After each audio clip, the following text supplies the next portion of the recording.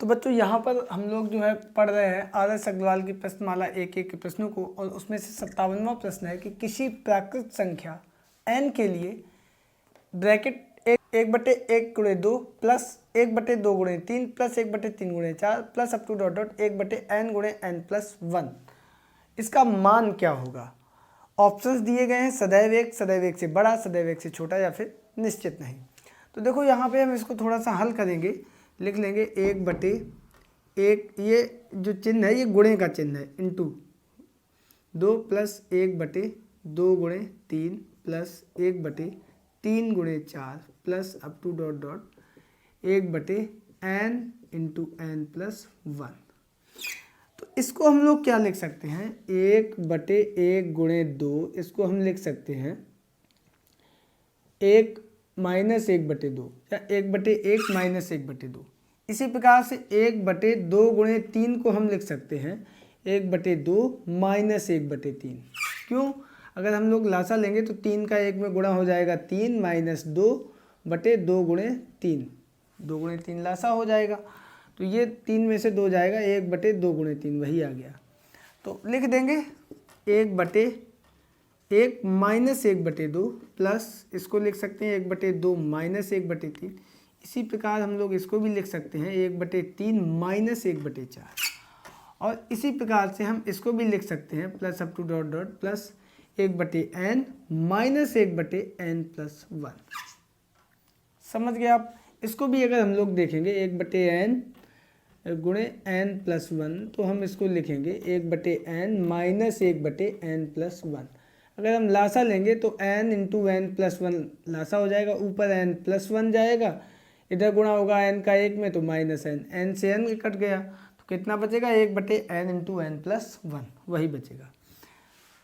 अब इसमें आप देखोगे 1/2 से 1/2 कैंसिल, 1/3 से 1/3 कैंसिल, इसी प्रकार ये भी कैंसिल हो जाएगा और ये यहाँ तक सब कैंसिल हो जाएंगे। पहला पद बचेगा और आखिरी पद बचेगा। तो ये 1 - 1/n+1 हल करेंगे हम लोग तो n का ये गुणा हो जाएगा, n+1 बटे में कुछ नहीं तो 1 है, -1/n+1, 1 से 1 कट गया तो n/n+1। तो ऊपर जो भी संख्या है नीचे उससे 1 ज़्यादा है, तो ये मान हमेशा 1 से कम ही होगा।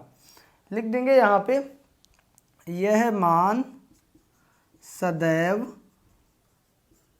1 से कम होगा, सदैव ये मान 1 से कम होगा। तो इसका मतलब ये सदैव 1 से छोटा, सी ऑप्शन जो है ये मेरा सही ऑप्शन होगा और यही हमारा आंसर आ जाएगा। आई होप आप लोग इसको समझ गए होंगे। अब चलते हैं अगले प्रश्न पर। तो बच्चों यहाँ पर हमारा अगला प्रश्न है कि 4 की घात 61 प्लस 4 की घात 62 प्लस 4 की घात 63 और प्लस 4 की घात 64 ये निम्नलिखित में से किससे विभाज्य है। ऑप्शंस दिए गए 3, 10, 11, 13। तो यहाँ पे देखो कुछ संख्या तो ऐसी है जो कॉमन आ रही है, 4 की घात 61 सब में है, यहाँ पे कॉमन आ जाएगा यानी उभयनिष्ठ, तो बचेगा 1। यहाँ पे घात 62 है तो 4 की घात 62, इसका मतलब 4 की घात 61 धन 1, गुणा में घातें जुड़ती हैं, तो ये 4 की घात 61 और गुणे 4 ऐसे हो जाएगा। इसी प्रकार से 4 की घात 63 हो जाएगा, 4 की घात 61 प्लस 2 63, तो ये 4 की घात 61 गुणे 4 की घात 2।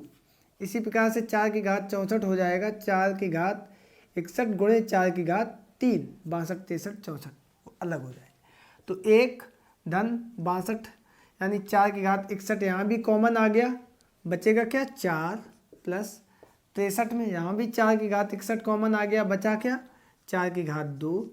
इसी प्रकार से 64 में भी 4 की घात 61 कॉमन आ गया, बचेगा क्या हमारा 4 की घात 3। तो ये 4 की घात 61 को भी हम लिख सकते हैं 4 की घात 60 गुणे 4, और ये 1 धन 4 धन 4 चौको 16 धन 4 चौको 16 चौको 64। जोड़ दो इसको, 4 और 1 5, 16 5 21, 64 और 21, 4 और 1 5, 6 2 8, 60 गुणे 4 और इधर आ गया गुणे 85।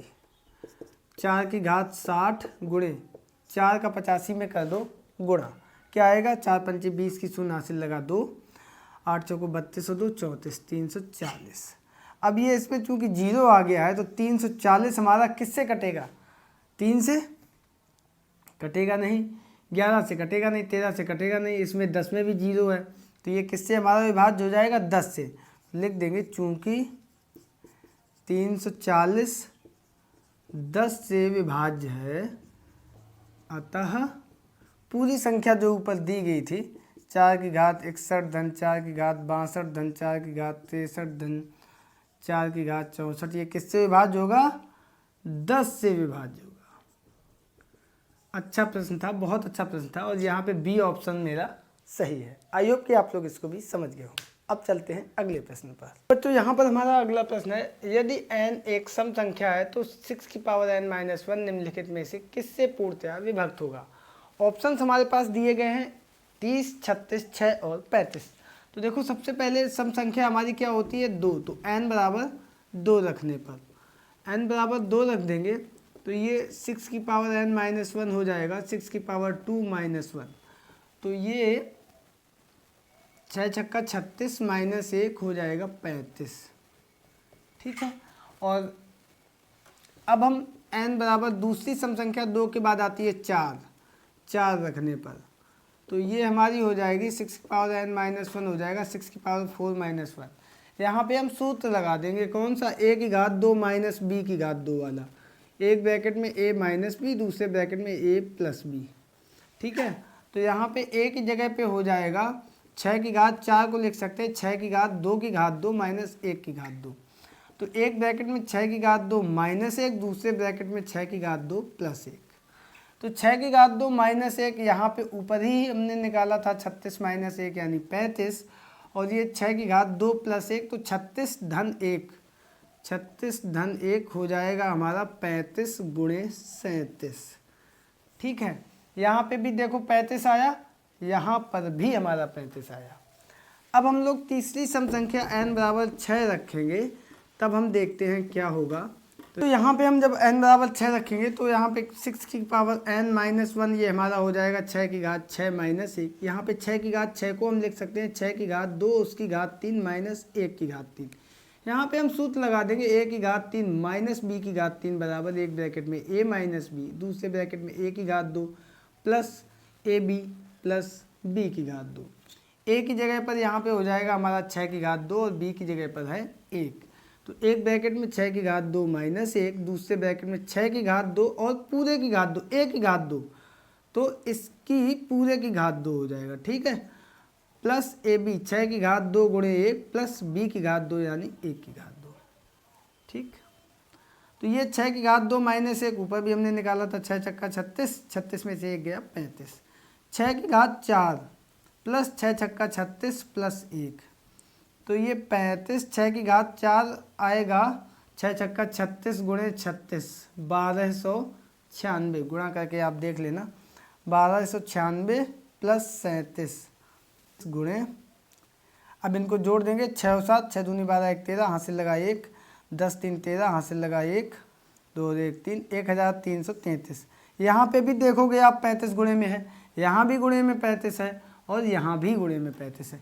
इसका मतलब जो भी जब भी हम सम संख्या रखेंगे n की जगह पर तो 35 गुणे में आएगा ही आएगा। इसका मतलब हम ये लिख कह सकते हैं कि अतः 6 की पावर n-1 जहाँ n एक सम संख्या है सदैव 35 से विभाजित होगा, और यही हमारा आंसर आ जाएगा। विकल्प में अगर हम लोग देखेंगे तो डी विकल्प जिसमें 35 लिखा हुआ है वही हमारा सही विकल्प होगा। आई होप आप लोग समझ गए होंगे। अब चलते हैं अगले प्रश्न पर। तो बच्चों अगला प्रश्न हमारा दिया गया है 51 + 52 + 53 अप टू ... 100 तक, और इसका योगफल क्या होगा। देखो शॉर्टकट इसका ये है कि n पदों का योगफल का सूत्र होता है n पदों का योगफल, और इसका सूत्र होता है n+1 ब्रैकेट में बटे 2, ये होता है, इसी को लगा देते। लेकिन यहाँ पे शुरुआत से होता है n पदों का योगफल 1 से लेके n तक, तब का है ये। यहाँ पे 51 से शुरू हुआ है, तो या तो एक काम हम यहाँ पे ये करें कि 1 से 50 तक हम ये यहाँ पे 51 52 है अप टू ... 100 तक, तो इसमें हमने शुरुआत में 1 2 अप टू डॉट 50 तक हमने जोड़ दिया और बाद में 1 2 50 तक हमने घटा दिया। तो ये दोनों कट जाएंगे और 51 से 100 तक हमारा रह जाएगा। अब ये हमारा हो गया 1 से 100 तक, 1 से 100 तक का योग माइनस 1 से 50 तक का योग। तो 1 से 100 तक n क्या है यहाँ पे 100 गुणे n प्लस 1, 100 से 1 ज़्यादा 101/2 माइनस यहाँ पे n है हमारा 50, तो 50 गुणे 50 प्लस 1 51/2। इसको हल कर दो, 2 से काट दो 50, यहाँ पे 2 से काट दो 25। तो यहाँ पे हम गुणा कर देंगे 50 का 101 में, तो 101 का 5 में गुणा करेंगे 505 और ये 0 है 0 आ जाएगी, तो ये आ गया 5050 माइनस 25 का 51 में गुणा कर देंगे तो 25 से कम 25 की 5 हासिल लगा 2, 25 पंचे 125 और 2 127, तो ये इतना आ गया। अब यहाँ पे क्या करेंगे, घटा देंगे 5050 में से 1275, 0 में से 5 जाएगा नहीं, यहाँ से ले लेंगे 10 में से 5 गए 5, यहाँ बचा 4, 4 में से 7 जाएगा नहीं, फिर एक पीछे से हासिल लेंगे तो ये हो जाएगा 14 में से 7 गया बचा 7, यहाँ पे 0 की जगह हो जाएगा 9, 9 में से 2 गया 7 और ये 5 की जगह रह गया 4, 4 में से 1 गया 3, आंसर आएगा मेरा 3775 और यही हमारा 3775 डी ऑप्शन सही है।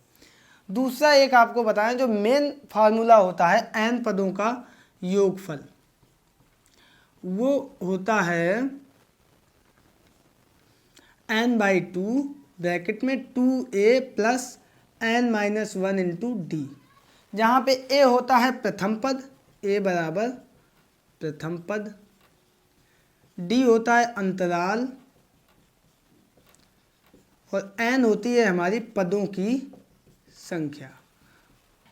तो यहाँ पे n कितना है 51 52 53, कहाँ तक है 51 से लेके 100 तक, n हुआ हमारा 50, तो बराबर 50/2, 2 इंटू ए यानी प्रथम पद, प्रथम पद यहाँ पे कितना है 51, 2 गुणे 51 प्लस n-1, n कुल कितना था 50, 50 में से 1 घटा दिया, अंतराल d, अंतराल होता है 51 से 52, 1 ज़्यादा है, 52 से 53 1 ज़्यादा है, सब में अंतर 1 का है, तो ये d हमारा हो जाएगा 1।